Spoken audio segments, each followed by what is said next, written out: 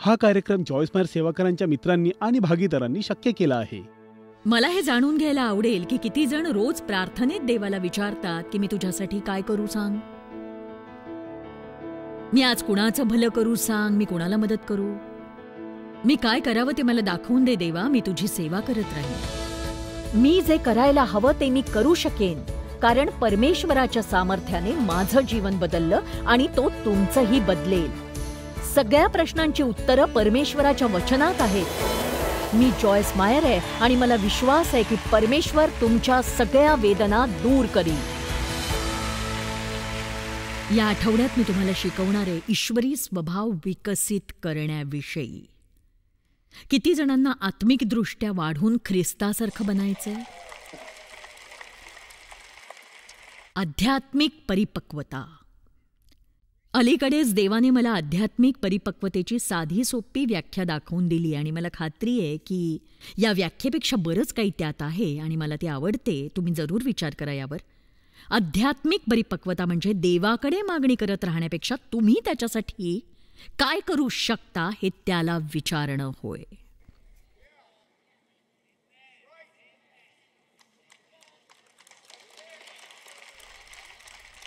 मला हे जाणून घ्यायला आवडेल की किती जण रोज प्रार्थना करत असताना देवाला विचारतात, मी तुझ्यासाठी काय करू सांग,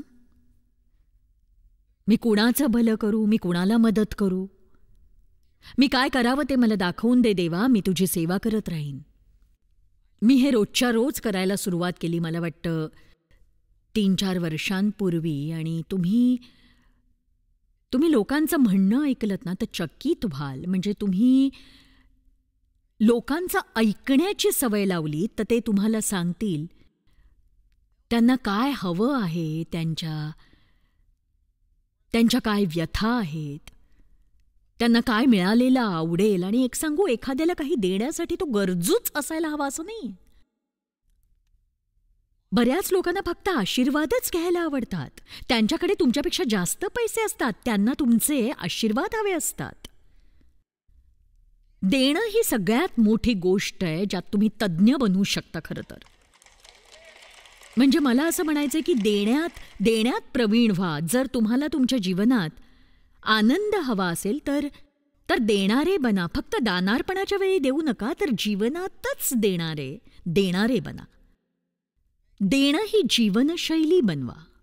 हे पुन्हा एकदा सांगते मी, देवालाच फक्त तुमच्या कामाला जुंपू नका. खरं तर तुम्ही देवाला कामाला लावणं सोडलत ना तर तुमचं घोडं काही मरत नाही आहो. खरंच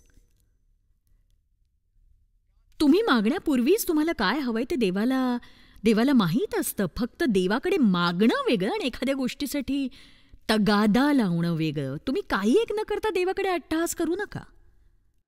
त्याऐवजी तुम्ही देवासाठी मी काय करू असं त्याला दररोज विचारत जा आणि मग बघा तुमचं जीवन कसं बदलून जाईल ते. माझा विश्वास आहे की जेव्हा तुम्ही देवासाठी उपयोगी बनता तेव्हा ती खरी आध्यात्मिक परिपक्वता असते. तुम्ही स्वतःवरचं तुमचं लक्ष हटवताना आणि पौलाने सांगितलेलं करायला लागता, यापुढे मी जगतो असे नाही तर ख्रिस्त माझ्या ठाई जगतो आणि आता देहामध्ये जे माझे जीवन आहे ते देवाच्या पुत्रावरील विश्वासाच्या योग्य आहे. किंवा जसं तो म्हणाला मी तुझ्यात जगतो, वावरतो आणि माझं अस्तित्व आहे. किंवा जसं तो म्हणाला मी रोज मरतो. याचा अर्थ असा नाही की तो रोज देहाने मरायचा. त्याचा अर्थ आहे की तो रोज स्वतःसाठी मरायचा. बघा, स्वार्थ हा प्रत्येकाच्या नसानसात भिनलेला आहे. आणि यावर जर विश्वास नसेल ना तर एखादं लहान बाळ बघा ना तुम्ही. बघा, एखादं लहान बाळही जोवर तुम्ही त्याला हवं ते देत नाही आहात तोवर रडत राहतं, सतत रडत राहतं ते. आमेन. आमचा एक नातू आत्ता जुलैमध्ये 4 वर्षांचा होईल आणि तो इतका छोटासा आहे पण पटकन रागावतो. तर महिना किंवा 6 आठवड्यांपूर्वी तो काहीतरी विक्षिप्त वागत होता आणि तो असं म्हणायचा की माझ्या मनासारखं जर झालं नाही तर मी चिडेन. तो त्याच्या आईबरोबर बाहेर गेला होता. ती काहीतरी खरेदी करत होती आणि तो अजिबात चांगलं वागत नव्हता. ती म्हणाली की त्याचं नाव ब्रॉडी आहे. ती म्हणाली, ब्रॉडी तू असा वागतोयस. चल आपण प्रार्थना करूया तुझ्यासाठी. आणि म्हणून तिने त्याला जवळ घेतलं आणि ती खरोखर एक छान आई आहे. तिने त्याला जवळ घेऊन म्हटलं, प्रभू तू ब्रॉडीला आज एक चांगला मुलगा होण्यासाठी मदत कर आणि त्याला बरं वाटू दे, त्याची चिडचिड होऊ नये म्हणून त्याला हसायला मदत कर. आणि बघा तिची प्रार्थना झाल्यावर अर्थातच ती म्हणाली आमेन. आणि तो म्हणाला की आमेन नाही म्हणायचं.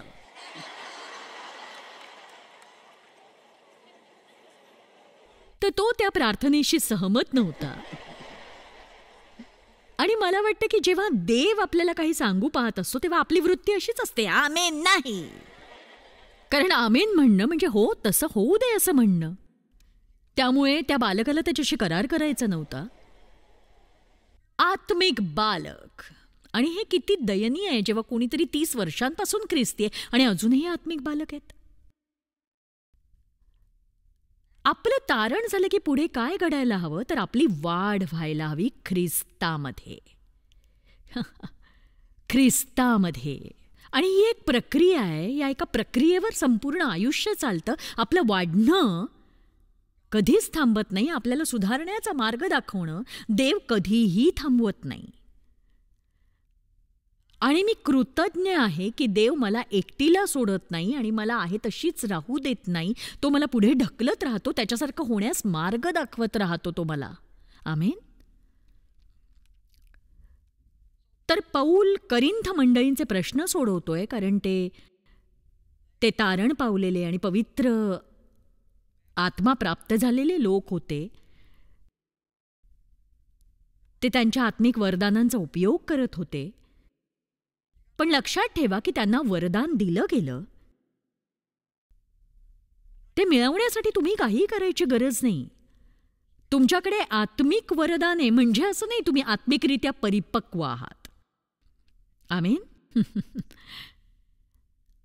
आणि तरीही तो त्यांना 1 करिंथ अध्याय 3 वचन 1 ते 3 मध्ये म्हणतो, तथापि बंधूंनो, जसे आध्यात्मिक माणसांबरोबर बोलावे तसे मला तुमच्याबरोबर बोलता आले नाही, तर जसे दैहिकांबरोबर, जसे ख्रिस्तामध्ये बालकांबरोबर ज्यांना बोलता येत नाही तसे मला बोलावे लागले.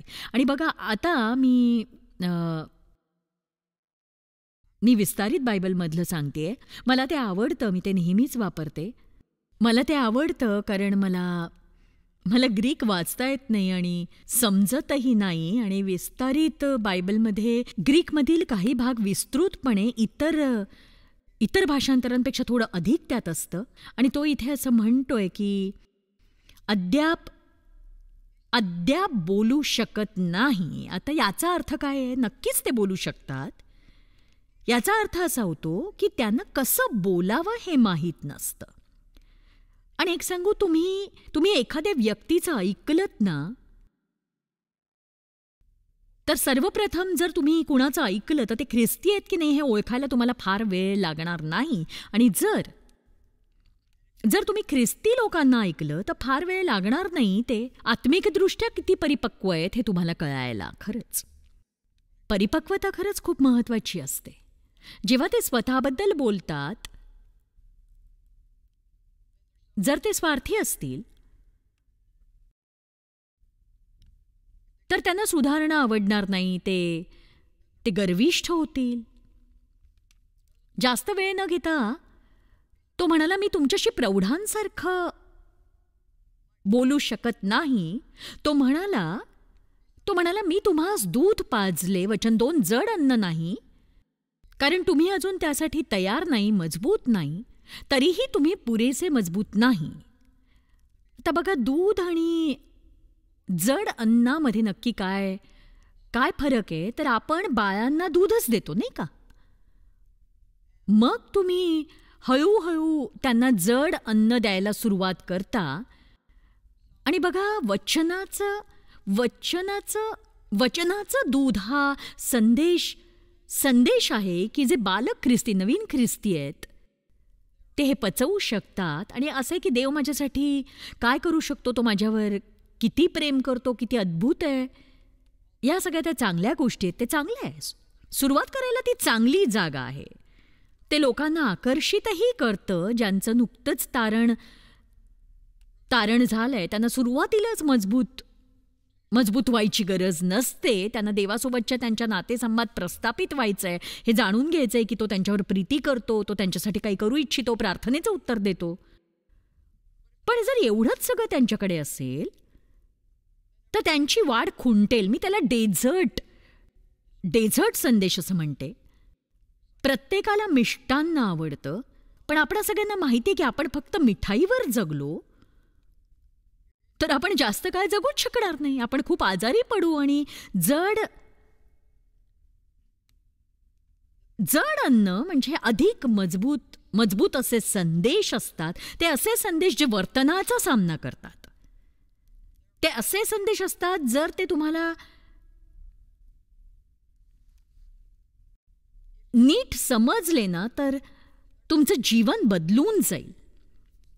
ते असे संदेश आहेत जे बसल्या बसल्या तुमची तडफड करतील आणि तुम्हाला खोलीतून उठून बाहेर जावं असं वाटेल की कशाला आलो. पण त्या संदेशांशिवाय तुम्ही कणखर होणार नाही. आपल्याला दोन्हीची गरज असते. जर तुम्ही हे ऐकलं असेल तर कदाचित तुम्हाला थोडं दोषी वाटू शकतं. म्हणूनच मी मांस आणि मिष्टान्न याचं संतुलन ठेवण्याचा प्रयत्न करते. म्हणूनच आज आपण मटण खाणार आहोत. तर मला आशा आहे की कदाचित तुम्हाला या आठवड्यात कुठेतरी मिष्टान्न मिळेल. पण जर तुम्ही इथे येत असाल तर मी सेंट लुईसहून येऊन तुमच्यासाठी मांसाहारी अन्नाची तरतूद करेन, नक्कीच करेन. कारण कधीतरी जड पचवणंही गरजेचं आहे, कारण तेही शरीरासाठी गरजेचं आहे. वचन 3, तुम्ही अजूनही देहस्वभावाचे आहात, कारण तुम्ही सामान्य आवेगांच्या नियंत्रणाखाली आहात. म्हणून आता इथे कुणाला आवेग आहे का सांगा मला. बघा, आत्मिक बालक त्यांच्या आवेगांवर कार्य करतील, पण प्रौढ ख्रिस्ती स्वतःवर नियंत्रण ठेवू शकतात. त्यांना करायला आवडतं तेच ते करत नाही, तर त्यांना असं वाटतं की आपण तेच करावं जे येशूने अशा परिस्थितीत केलं असतं. आमेन.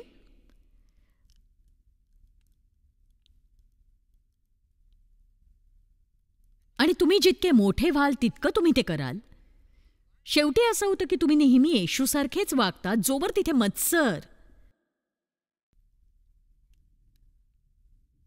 तिथे मत्सर, हेवा आणि तणतणणे आहे, म्हणजे कलह आणि वादविवाद आणि धुसफूस म्हणजे फूट पाडणे तुमच्यामध्ये, तुम्ही असमाधानकारक, अप्रामाणिक नाही तर केवळ अपरिवर्तित लोकांसारखे केवळ मानवी मानक आहात. म्हणून पौल म्हणाला, मी म्हणतो तुम्ही प्रौढ नाही, कारण तुम्ही अजूनही एकमेकांचा मत्सर करताय. आपल्या चर्चमध्ये असं होतं की नाही सांगा मला. तुम्हाला एकमेकांचा हेवा वाटतो, तुमच्यात फूट आहे, तुम्ही रागावलेले आहात, तुम्ही अक्षमाशील आहात. या सगळ्या गोष्टी निघून गेल्या पाहिजेत आणि हे करण्यासाठी कुणीतरी तुम्हाला क्षमा केल्यासारखं वाटण्याची गरज नाहीये.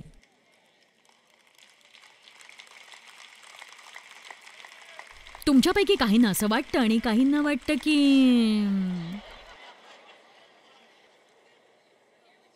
चर्चमध्ये अक्षमाशीलता ही एक मोठी समस्या आहे. आणि बघा, अविश्वासणाऱ्यांच्या जीवनात सैतान इतर कुठल्याही गोष्टीपेक्षा अक्षमाशीलतेमुळे बळावतो. जर तुमच्या हृदयात क्षमाशीलता नाही तर बायबल म्हणतं आपण इतरांना क्षमा करणार नाही तर देव आपल्याला क्षमा करणार नाही. हे देव आणि तुमच्यात एक अडखळण निर्माण करतं. आणि अक्षमाशीलतेवरून प्रत्येक उपदेशात मी काहीतरी सांगते, कारण मला कळतं की अशा स्थितीत काय होतं. मला चांगलंच माहिती की किती छान वाटतं जेव्हा लोकांना तुम्ही क्षमा करता. किती सुंदर असतं ते. जेव्हा कुणीतरी तुम्हाला दुखावतं तेव्हा तुम्ही त्यांना जितक्या लवकर क्षमा कराल तितकं ते सोपं आहे. तुम्ही जितकी वाट पाहाल तितकं जास्त ते मुळावत जातं, ते बळावत जातं. भले ते तुमच्या क्षमेच्या पात्र नसतीलही, त्यांना ती नकोही असेल, पण खरं सांगू का, तुम्ही त्यांच्यासाठी नाही, स्वतःसाठी त्यांना क्षमा करणार आहात, कारण त्यामुळे तुम्ही मुक्त होणार आहात.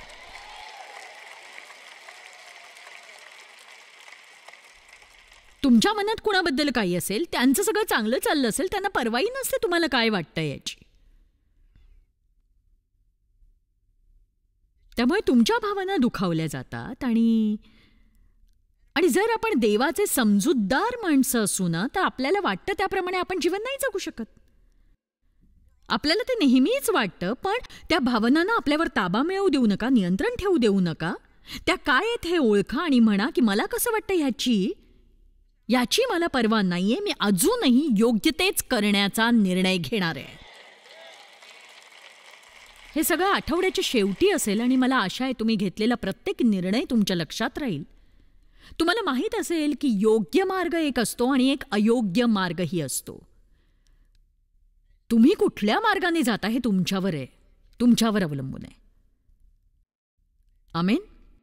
किती जणांना कल्पना इतरांबद्दल कुचाळक्या करणं योग्य नाहीये? बरं, तो हात तसाच वर ठेवा.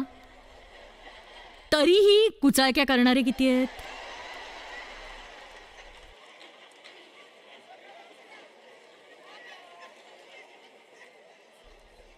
तुम्ही ते करायची गरज नाही, कोणी तुमच्यावर सक्ती केलेली नाही, पण तो तुमचा निर्णय आहे आणि आपण योग्य तेच करण्याची निवड करायला हवी.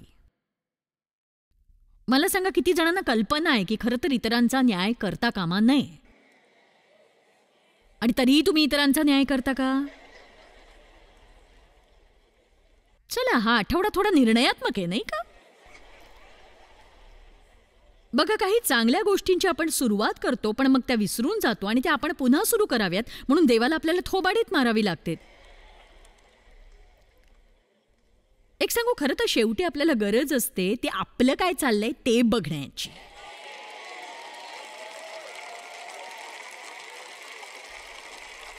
बघा, आपण काही मूर्ख नाही, आपण पापाचा न्याय करूच शकतो. कोणीतरी पाप करतंय हे आपण पाहू शकतो, पण आपण त्यांचं मन ओळखू शकत नाही. त्यांनी काय सोसलं हे आपल्याला माहित नसतं, ते काय सोसतायत माहित नसतं, आणि कुठून आले हे माहित नसतं.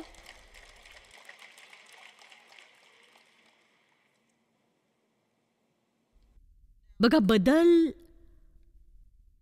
बदल करण्यासाठी आपल्याला स्वतःच सुधारणा करावी लागेल.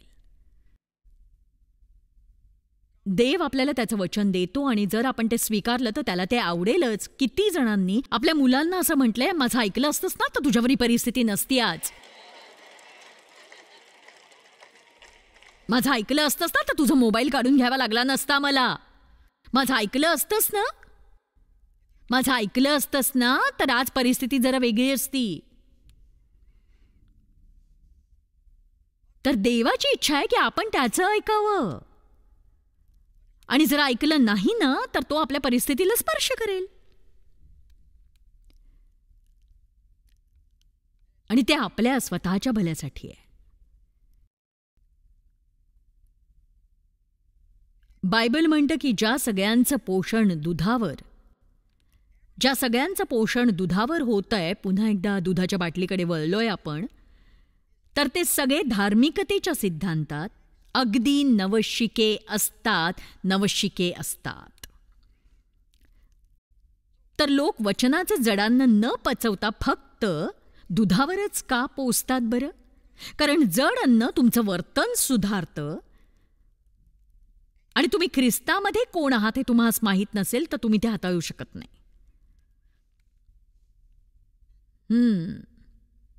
एकाने टाळी वाजवली बरं का.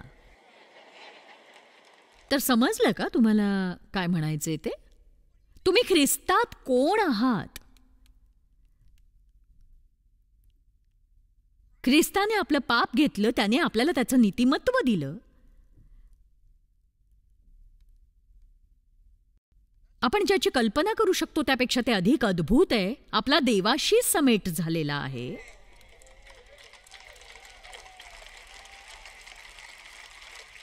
जरी आपण वाढण्याचा, बदल घडवण्याचा प्रयत्न करत असलो तरीही देव आपल्याशी समेट घडवू पाहतोय, आणि तेच ते जे ते तुम्ही पटकन समजू शकत नाही आहात, तुम्हाला माहितीच आहे की लहानपणी माझ्या वडिलांकडून माझ्यावर अत्याचार झाले. मला आधीच माझी खूप लाज वाटायची, मी त्रस्त होते खूप. आणि मला इतकं अपराध्यासारखं वाटायचं. मला वाटायचं माझंच काहीतरी चुकतंय म्हणून माझे वडील माझ्याशी असं वागतायत. आणि म्हणून मग मी वर्षानुवर्ष मी वचनावर मनन केलं, नीतिमत्वावर चिंतन केलं. आणि जेव्हा मी म्हणते की मला समजलं, ते मला इथून इथपर्यंत समजलं.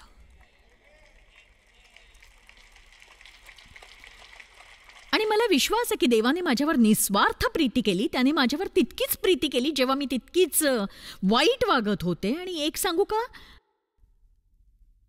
या क्षणी देव तुमच्यावर जितकी प्रीती करतो त्यापेक्षा तो अधिक करू शकतो का? तर बघा, तुम्ही खूप खूप चांगले वागता म्हणून तो तुमच्यावर प्रीती करत नाही. तो तुमच्यावर प्रीती करतो कारण येशू तुमच्यासाठी मरण पावलेला आहे. आमीन. आणि आपल्याला ते ऐकायला चांगलं वाटतं, पण खरोखर त्यावर विश्वास ठेवण्यासाठी आपण ते ऐकायला हवं, ऐकत राहायला हवं, वाचायला हवं, वाचल्यावर त्यावर मनन करायला हवं, त्याबद्दल विचार करायला हवा.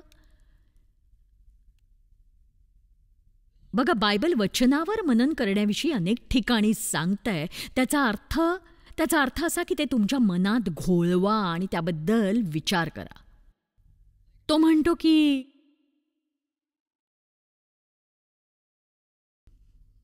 तुमचं पोषण फक्त दुधावर झालं तर साहजिकच तुम्ही धार्मिकतेच्या सिद्धांतात नवशिके आहात. देवाबरोबर समेट असणं हा बायबलमधील मुख्य सिद्धांतापैकी एक सिद्धांत. हे सत्य प्रत्येक व्यक्तीसाठी आहे की जर तुमचं तारण झालंय, तुम्ही ख्रिस्ताला तुमचा तारणारा म्हणून स्वीकारलंय, तर आत्ताच तुमचा देवाशी समेट झालाय. त्याने तुम्हाला त्याच्या योग्यतेत पाहण्याचं ठरवलेलं आहे.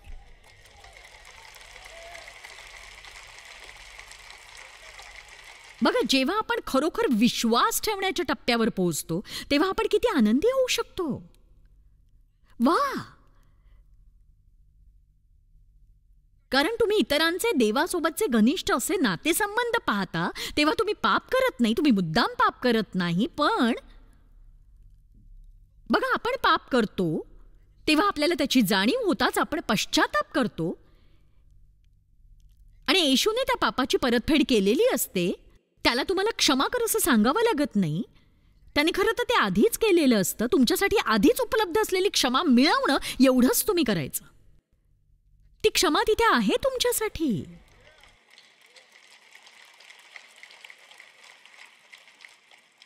देवाची दया प्राप्त करा, ती उपलब्ध आहे, ती तिथे आहे. तुम्हाला ती प्राप्त करावी लागेल. देवाचं प्रेम प्राप्त करा. तुम्ही ते कमवू शकत नाही. देव हा विक्रीसाठी नाही. तुम्ही त्याचं प्रेम विकत नाही घेऊ शकत, त्याची दया विकत नाही घेऊ शकत, त्याची क्षमा विकत नाही घेऊ शकत तुम्ही. फक्त तुम्ही जे काही कराल ते नम्र वृत्तीने करा. तुम्ही त्या पात्रतेचे नाही हे जाणून विश्वासाने स्वीकारा. आमेन. जगाची हीच गरज आहे. त्यांना अधिक औषधांची गरज नाही. त्यांना दुसऱ्या कुठल्या ओळखीची गरज नाही.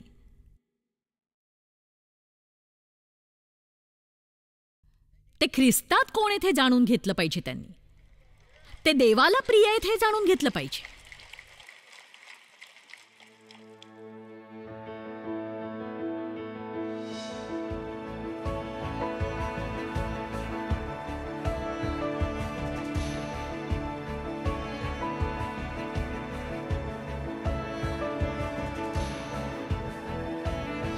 हा कार्यक्रम चॉईस मायर सेवाकरांच्या मित्रांनी आणि भागीदारांनी शक्य केला आहे.